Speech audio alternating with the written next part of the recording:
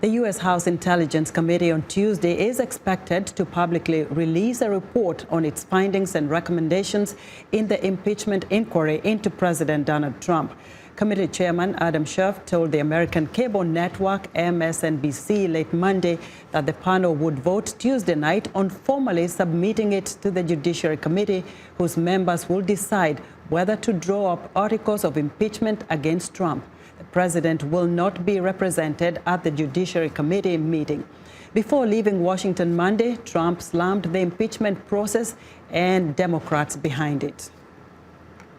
Trump also criticized Democrats for holding the hearing at the time he will be attending the NATO Leaders Summit in London.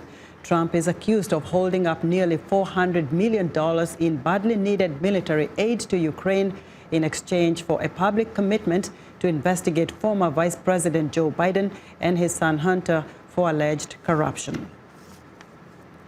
Donald Trump faces a process that could end with his removal as President of the United States.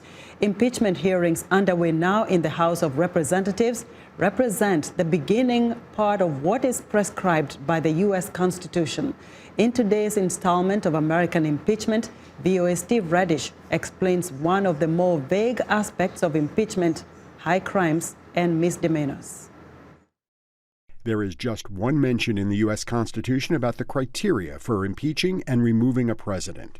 Article 2, Section 4 of the Constitution reads, "The president shall be removed from office on impeachment for and conviction of treason, bribery, or other high crimes and misdemeanors." Treason and bribery are specific crimes, but those last four words, high crimes and misdemeanors, provoke the most debate. The phrase comes from British law, putting impeachment of high-level public officials beyond statutory laws. It was an important feature because one of the things the framers of the Constitution really wanted to make sure is that they didn't have another king. Constitution signer and interpreter Alexander Hamilton said the nature of impeachment is political, necessary for offenses that stem from what he called the abuse or violation of some public trust.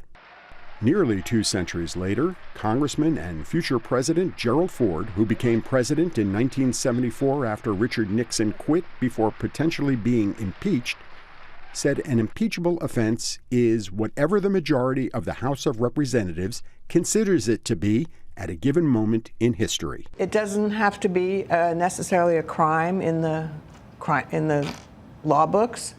If a president just simply played golf all day or watched television all day or just didn't do president's job, many think that would be an abuse of his office and worth removing him from.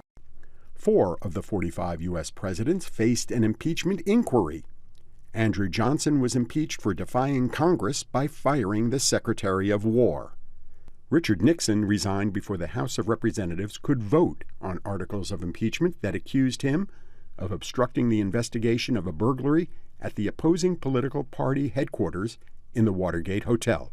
Bill Clinton was impeached for lying about a sexual affair with a White House intern, but remained as president because while the House of Representatives voted to impeach Clinton, the Senate acquitted him in a trial in 1999.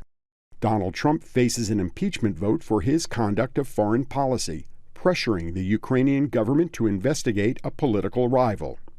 Rules for the road ahead are vague, determined by the politicians in charge of the U.S. Congress. Steve Redisch, VOA News.